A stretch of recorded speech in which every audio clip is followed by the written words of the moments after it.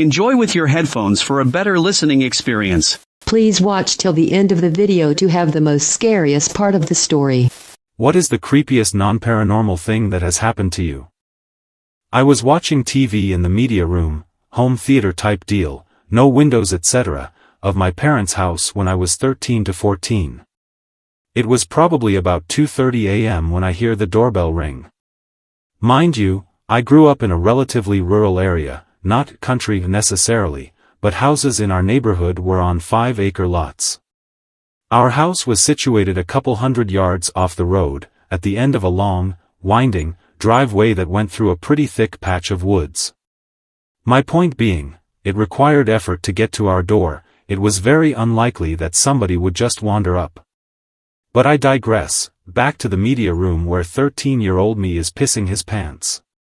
So I'm laying there on the carpet scared shitless, because who the fuck rings a doorbell at 2:30 a.m. with good intentions?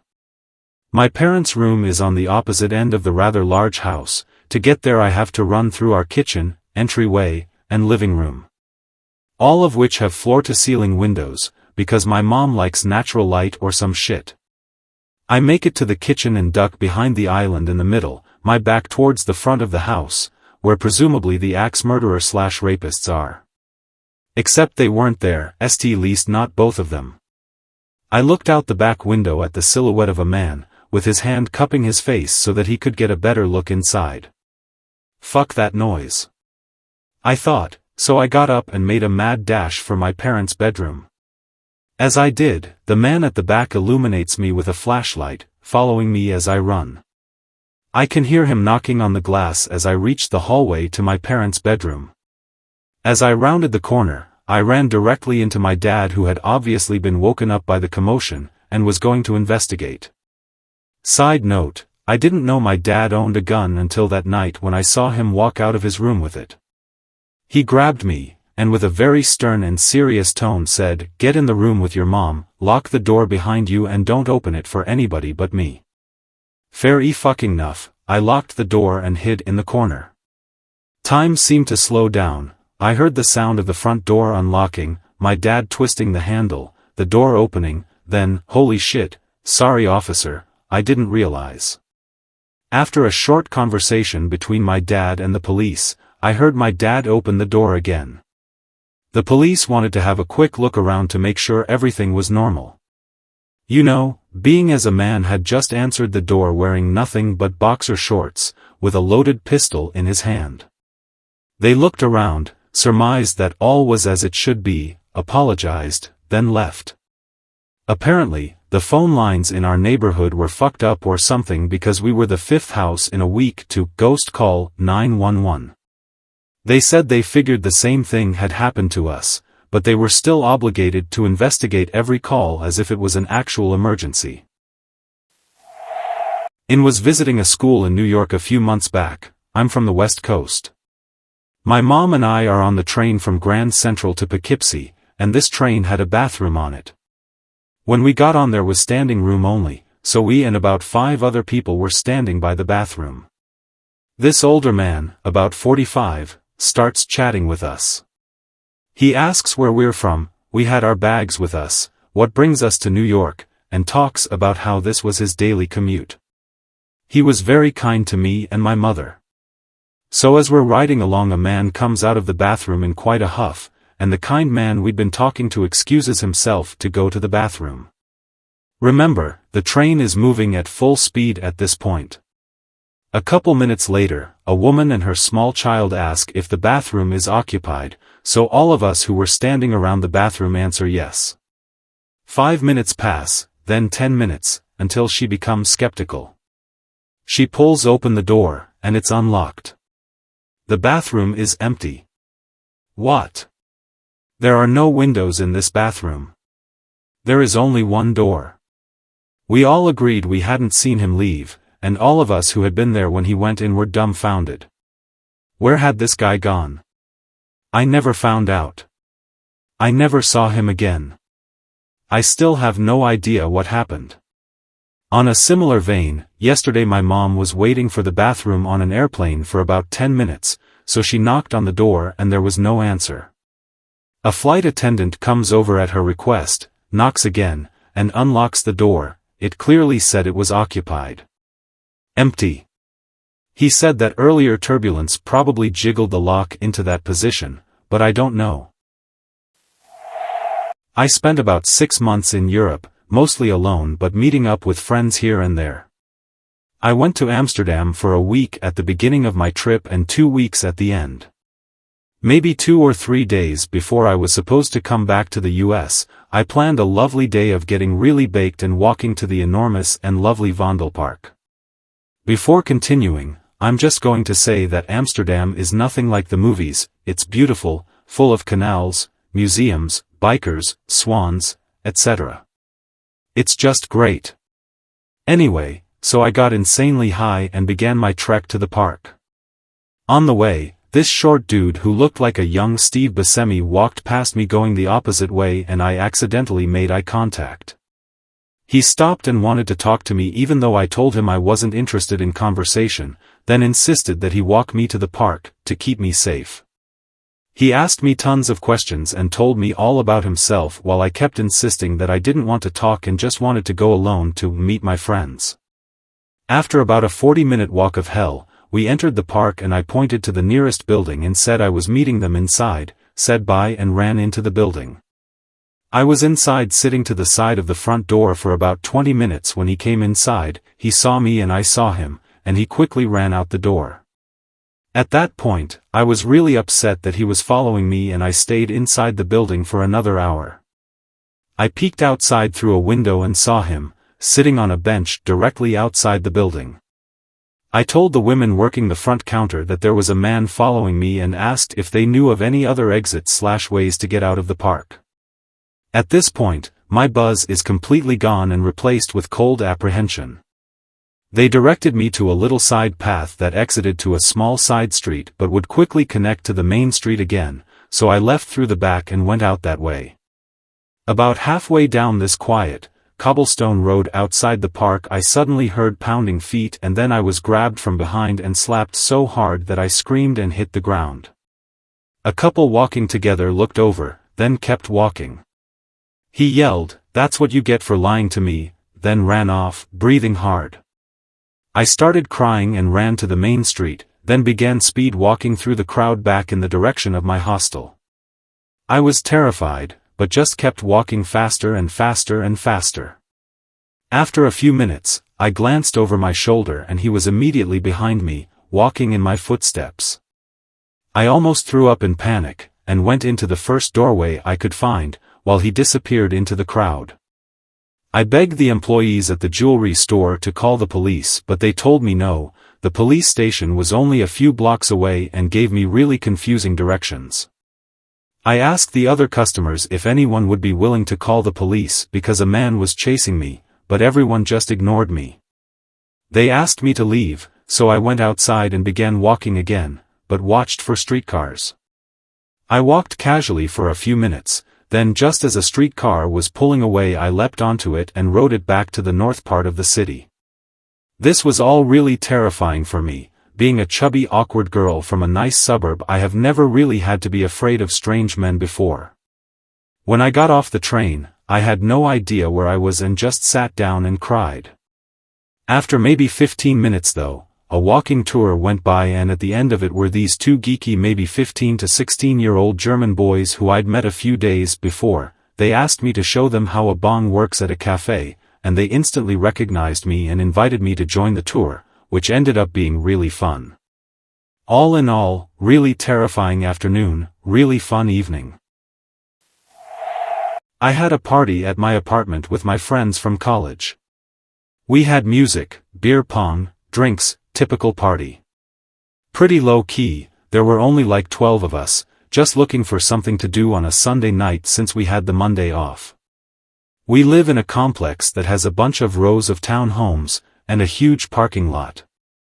It was about 11:30 p.m., and there is a knock at the door. Figuring it was one of our neighbors, I opened the door. There was a very pale, skinny, bleach blonde girl standing there. She looked sickly, like a serious drug addict. She asked if any of us had a lighter, and my friend Nick gave her one. She walked into our apartment and lit her cigarette in our kitchen while everyone stood there silently and awkwardly, watching her. She stood there for a minute, looking around, then abruptly said, "Thanks," and walked out the door. Our window was open, and we saw her walk down the steps to the parking lot and get in a car directly in front of our window, watching us. There was another girl and a guy in the car with her, equally sickly looking. We laughed it off, and the party went on. Every so often, however, we would look out the window and the same car would be there. The people always watching us. This continued until about 1:30 a.m. when the three got out of their car and knocked on our door again. Nick opened it to see what the hell they wanted. He is an extremely intimidating looking guy, and the blonde girl said with no expression, "We just wanted to know if we could come in. You look fun. Like, beer pong fun." We politely declined, since it was late and people would be leaving soon, and she got irate and started screaming at us that we were idiots. We closed and locked the door. They walked back to their car and watched us again. Everyone started to leave around 2:30 a.m. The only people left were my roommate and I, two 20-year-old females. The car was still there. Still watching. My roommate and I sat at the kitchen table, talking about what we should do, and the car started flashing their lights into our window, which went on for a few minutes. We shut the lights off and closed the blinds, but peeked through them to see what was going on. The car sat there for a few more minutes, then drove away. It was one of the most bizarre moments of my life. A few years ago, I was eating at a restaurant with a few friends. Our table was seated next to a window that went floor to ceiling with divider between the two. As everyone is talking and joking around, I casually look out the window. Below the divider there is a little girl crouching staring at me. She is not smiling, she is not frowning, just a stone-faced stare. After a few minutes of uncomfortable eye contact, the mother takes the girl by the hand and tries to lead her away. The girl does not move, she just continues to stare. After 2 or 3 tries, the mother finally picks the girl up and walks away. I never told my friends, and I still think of that girl's little face sometimes. What is the creepiest non-paranormal thing that has happened to you? When my wife and I had our old house built, one of the first things we noticed the night we moved in is that the house behind us had a square window that was right next to their toilet, but 5 feet above the floor. We figured this was the case because at various times during the night, we could see just the profile of a dude's head there. He would stand there for like 30 seconds and then he would leave, and the light would go off. It became a running joke. Once in a while we would just look out the back window and go, "Iub Russell is taking a leak again." One night it was storming badly, and the power went out in the neighborhood. I was just looking out the back window at the storm and I happened to notice what I thought was the profile of Russell's head in the little window when lightning lit up the area. I had some funny thoughts about trying to aim in the dark and wondered why he was not peeing with a flashlight or something. Then a lightning bolt a full 5 minutes later revealed Russell's head again. WTF? That was some epic stuff. I ran and got my binoculars to see if I could figure out what was going on over there. More lightning strikes and I was certain Russell's head was still in the window, but it looked strange. Then suddenly the power kicked back on, and my sights were filled with the image of a female mannequin head in Russell's window, facing directly at our window. I used to work weekend nights and my wife would always be home alone with her car in the driveway. One Saturday, I was at work and my wife happened to go out with her friend. Her friend picked her up, so her car was still in the driveway. When I got home at 1 a.m., the power to the house was out. I went to check the circuit breaker and saw that the padlock on it had been cut. I promptly went inside and called 911. Here is the conclusion I have come to, though I am open to alternatives. Someone had been watching us for a while and knew our habits. That Saturday, they saw her car in the driveway and my car gone. They cut the lock and threw the circuit breaker. This would have baited her outside. She would have been outside with the front door unlocked and quite vulnerable. I bought a nice bottle of wine for her friend and a shotgun for the house. I work at an anonymous suicide hotline. People never understand why. Yesterday I received a very traumatic call. I was alone at the hotline. It is slow during the summer. I was studying for a test. The phone rings. I pick it up. Organization name, can I help you? I hear heavy breathing. I immediately assume it is an odd caller. 50% of the calls I receive are from pervy men hoping to get off on my voice or tell me gross things.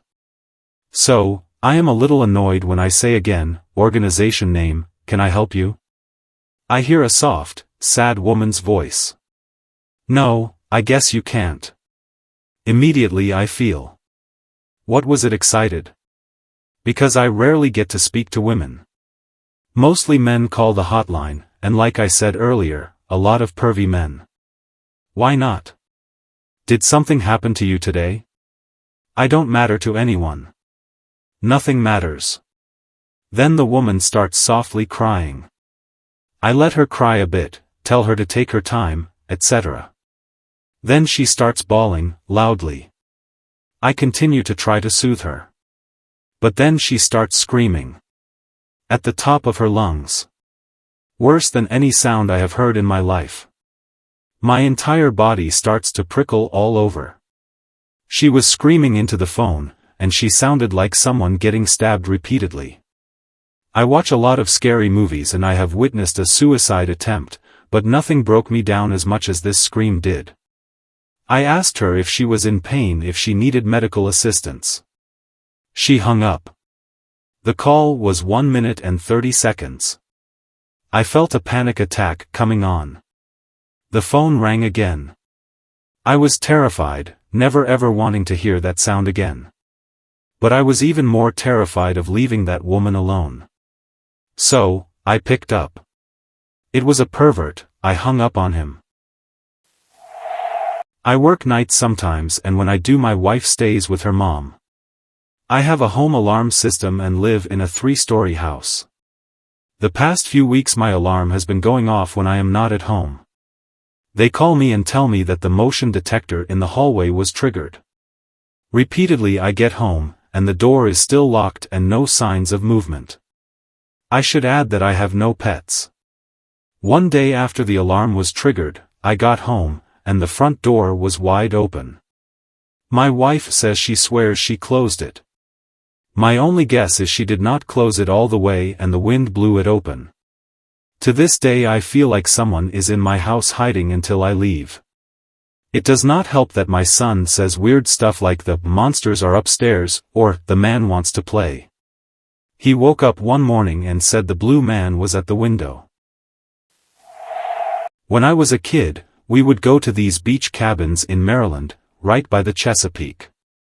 They were small, rustic ordeals with basic comforts, nothing fancy like TVs or air conditioning. 2 bedrooms and a cot in the kitchen, and my siblings and I rotated on the cot so that no one got too sore from it. A small tradition was that my mom and I would have a hot cup of tea before bed, in our summer jammies, and just our way of relaxing while everyone else went off to read or listen to music. Well, one night I was settling onto the cot when she picked up the tea kettle to fill it. Out of the corner of my eye I see her flinch, then say in a steady voice, "What are you doing there?" My head whipped over to the kitchenette, to see her looking out the window. Then she jumped back and started screaming for my father. Somehow, he knew it was getting real, ran from the back bedroom and barely paused to see my mom point towards the left side of the house. He burst out the door and towards the left of the cabin.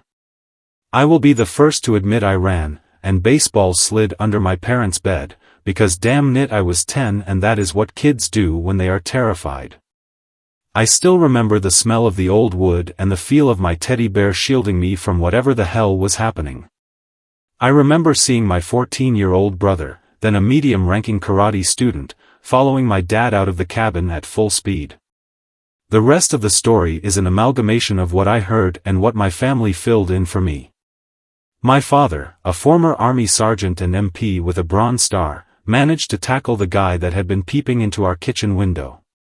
He put him in an elbow lock face down on the ground, my brother standing sentinel over both while my mom ran to get the cell phone we had bought just 2 weeks earlier. This was in '95 when those suckers had cords and everything.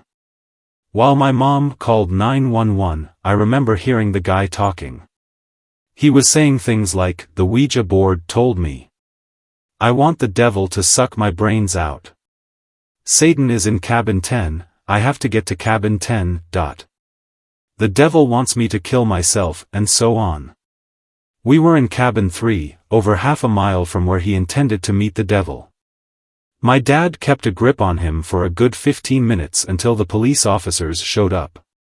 The first thing out of the one's mouth was, "Jamie, when they let you out?" He had been released from jail just 2 weeks earlier, for arson. You know where he was standing when my mom was at the sink in the kitchen? Right beside the propane tank. When I was a kid, we would go to these beach cabins in Maryland, right by the Chesapeake. They were small, rustic ordeals with basic comforts, nothing fancy like TVs or air conditioning. 2 bedrooms and a cot in the kitchen, and my siblings and I rotated on the cot so that no one got too sore from it. A small tradition was that my mom and I would have a hot cup of tea before bed, in our summer jammies and just our way of relaxing while everyone else went off to read or listen to music. Well, one night I was settling onto the cot when she picked up the tea kettle to fill it. Out of the corner of my eye I see her flinch, then say in a steady voice, "What are you doing there?" My head whipped over to the kitchenette, to see her looking out the window. Then she jumped back and started screaming for my father. Somehow, he knew it was getting real, ran from the back bedroom and barely paused to see my mom point towards the left side of the house. He burst out the door and towards the left of the cabin. I will be the first to admit I ran, and baseball slid under my parents' bed, because damn it I was 10 and that is what kids do when they are terrified. I still remember the smell of the old wood and the feel of my teddy bear shielding me from whatever the hell was happening. I remember seeing my 14-year-old brother, then a medium-ranking karate student, following my dad out of the cabin at full speed. The rest of the story is an amalgamation of what I heard and what my family filled in for me. My father, a former Army sergeant and MP with a Bronze Star, managed to tackle the guy that had been peeping into our kitchen window. He put him in an elbow lock face down on the ground, my brother standing sentinel over both while my mom ran to get the cell phone we had bought just 2 weeks earlier. This was in '95 when those suckers had cords and everything. While my mom called 911, I remember hearing the guy talking. He was saying things like, "The Ouija board told me. I want the devil to suck my brains out. Satan is in cabin 10, I have to get to cabin 10, The devil wants me to kill myself," and so on. We were in cabin 3, over half a mile from where he intended to meet the devil. My dad kept a grip on him for a good 15 minutes until the police officers showed up. The first thing out of the one's mouth was, "Jamie, when they let you out?" He had been released from jail just 2 weeks earlier, for arson. You know where he was standing when my mom was at the sink in the kitchen? Right beside the propane tank. When I was a young child living in one of the high-crime areas of town, I woke up in the middle of the night out of nowhere. This was something that never, ever happened to me, given how sound of a sleeper I was. I left my bedroom, went down the stairs and past the front door to get to the kitchen. After getting a drink of water I turned around to go back upstairs to my bedroom. The front door was open. It had not been open just a moment ago. Our car had been broken into a day earlier, so I was already on high alert. I stood, completely frozen, staring at that door for a good 10 minutes before I could bring myself to move. When I finally did go over and shut the door, our porch creaked in the background as though someone was walking on it as I closed it. It was the scariest moment of my childhood. I still get the willies thinking about it. This happened to me when I was 15 or 16. Same story, to a T, sound sleeper, never woke up or sleepwalked. Bolted upright in bed, walked downstairs to get a glass of water, which makes no sense. The bathroom was right next to my bedroom. I could have just as easily gone in there for a drink, but instead felt the need to walk downstairs. Get glass, drink it, and turn to go upstairs when I notice a weird bluish cast to everything, and it dawns on me, the front door is wide open. I stare at it, close, and turn the deadbolt without any thought, and then halfway up the stairs I get the chills. You know the type, the, oh my god there is a monster behind me, chills, and run like a bat out of hell back to bed. Eventually I somehow managed to fall back asleep. The next morning my little sister, who had the downstairs bedroom, said she dreamt a man came to visit her and he had keys to our house. WTF.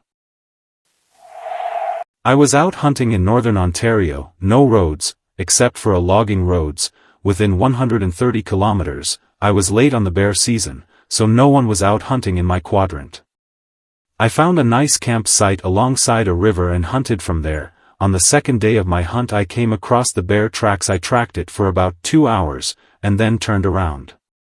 This is when it got very weird. I always track on one side of the tracks and return on the other. About 200 meters down the east side of the tracks I ran into another human footprint which disappeared across the trail and into the woods on the west. My dog, Czech wolf dog, did not seem to smell anything, so I returned to camp with minimal concern. I got back to camp at around 7:30 at night, made a quick dinner and had a cigar by the camp. At around 12 o'clock I heard a snap of a branch. After hunting for 20 years only two things snap branches, bears, and humans. I grabbed my firearm and a flashlight and went out after the noise. Every 100 yards, I would scan with the flashlight. My dog freaked, started growling and advancing into the woods slowly. I pulled back on my leash to slow his advance and switched on my flashlight. I saw a pair of eyes looking right back at me. It stared for about 5 seconds and disappeared into the woods. On the walk back I felt anxious, scared, and uncomfortable. I could feel someone watching me. The next night, the same thing happened. My dog went wild, like I have never seen him. He was whimpering, growling, and clearly very anxious. At this point I was terrified. I did not go hunting that day and did not close my eyes once. That night I sat up with my flashlight, constantly scanning the tree line. I dozed off at around 1 and woke again at 3. I was sweating, confused, and very scared. I scanned the forest, and just barely visible about 25 yards in the forest there was a man and his dog. He was looking right back at me. I stared to approach him, shouting to him. I got within 10 feet, he looked disheveled and stank. The worst part was that he just stared and smiled. His eyes showed zero emotion and whispered, "Good night." I ran back to my tent, packed it into my pack and loaded it onto the trailer of the Art and drove out of there. Down around where I live in Texas, we hunt along an old dried-up river. One night I was out hunting some boar and found a nice camping spot. Made camp and got set up, and out of nowhere a guy walks up and asks for food. Instantly I knew something was not right about this guy. He gave me a terrible feeling. 25 miles from any road or civilization and someone just happens on my campsite. Hate that. As soon as I saw him, I knew to unlatch my pistol from the holster and keep the safety off. I make dinner and we eat and chit-chat. After we eat, he says his thanks and walks off into the brush. I passed out around 3 a.m. with my hand on my gun, slept lightly. I woke up and decided to try and find where he came from and where he went. Normally, I am a good tracker, but I could not find his tracks leading in or out of camp. It was soft, muddy ground and should have shown his tracks. Nothing. Not even a broken branch or a smashed leaf. Have not been hunting there since. Once I got up in the middle of the night with a start, like we all sometimes do. I thought nothing of it and went to get a glass of water in the kitchen. Well, when I opened my bedroom door, one of my cats was at the end of the hallway looking back at me with huge dilated pupils. My half-asleep and parched self did not care, so I walked to the end of the hallway toward the kitchen. As I was walking, I watched her eyes and noticed that she did not follow my eye contact and eventually run for the food dish like she always would. Rather, she stayed put and continued to focus her gaze on something behind me. Whatever it was, it made her angry because her fur was on end from head to tail. Without looking back, I sat down right in front of her and attempted to calm and pet her. Yet the second I sat down, she moved to my right and crouched down, continuing to stare behind me. Up until this point I had thought that she had just been startled by me opening my bedroom door. Then, I saw she was not looking directly at my door, so I thought she was playing or fighting with my other cat. Nope, he was asleep in the kitchen. I stood up and briefly looked down the hallway. My open door and illuminated bedroom was in clear view. But that was not what she was infatuated with. What had her attention was the open door to the dark, featureless guest bedroom next to mine. Denying myself the urge to freak out, I quickly passed my cat, got my water, and walked past her again straight back to bed, avoiding even glancing at the dark guest bedroom. While shutting the door, I looked again at her and saw that she still had not broken her creepy staring contest with whatever was in the guest bedroom. Hate my cat. The summer after I graduated from high school I worked as a highway litter crew supervisor. I drove 2 younger teens around and had them pick up litter on the side of the road. One day one of the kids flagged me over to him and showed me a weird bag he had found. The bag was a very thick, semi-translucent plastic, double-bagged and tied off at the top with black electrical tape. It was down in a ditch covered with brush, so the kid and I dragged it to the side of the road for closer inspection. It was heavy, and it took 2 of us to get it out of the ditch. Once we got it to the roadside it became apparent that the bag was filled with a reddish-brown slush and a bunch of hard pieces, bones. It was then that I realized that this was a sack filled with a rotting corpse of some kind. I called my boss, and he told me to call the police. The police showed up nonchalantly but became visibly upset once he had inspected the bag himself. He took down my statement and contact information then shooed us along as he called into the station for assistance. We never heard anything back from the police, and I never did find out what, or who exactly, was in the bag. Being the manager of a clothing store, I sometimes help other stores out too. A few weeks ago, I was asked by my boss to work a night shift at a store located in a different mall. I have never been to that mall before and figured working there would be interesting, so I took the shift. The mall closed at 10 p.m. and I left the store by 11:30 p.m. Walking back to the parking structure was creepy. The concrete structure was dimly lit. There were still several cars left in the structure, belonging to mall employees. I had completely forgotten where I had parked, so there I was, aimlessly wandering the parking structure looking for my car. Out of the corner of my eye, I saw an elderly homeless man coming towards me. He asked me, "You are looking for your car?" and not wanting to be rude I responded, "Yes." The homeless man nodded and beckoned for me to follow him. Not really knowing what to do, I decided to follow. We walked for about 5 minutes across the structure and up a flight of stairs. Then he stopped right in front of my car and told me, "It's not safe to drive a car that's low on motor oil, you know," and then proceeded to walk away. Getting into my car I noticed that it was low on oil. I have no idea how he knew where my car was or how he knew it was low on oil. Just last weekend. There was a bad storm as my girlfriend and I were driving up Interstate 69 in Indiana toward Muncie. It had not rained here in like a month, so we were pumped. Anyway, this storm built up quickly and just started pouring. We did not think anything of it at first, happy for the long-due rain. But suddenly, the wind picked up badly. Dust and debris in the fields around us suddenly lifted into the air and began swirling around in a giant funnel shape around the car, a football field length on either side of the car. My girlfriend, who is terrified of storms, was freaking out, thinking there was going to be a tornado that dropped on top of our car. I kept it together but laid on the gas pedal. For a few moments, the wind blew from left to right, then a few seconds later it was blowing right to left. Anyway, we made it through with no problems. When we got to where we were going, some of the guys said they watched a funnel cloud dropped about halfway to the ground for about 30 seconds right over where we were. Later that night, it was confirmed on the news, a spotted funnel cloud, again, right where we were. We had driven through what was a tornado and it was intense.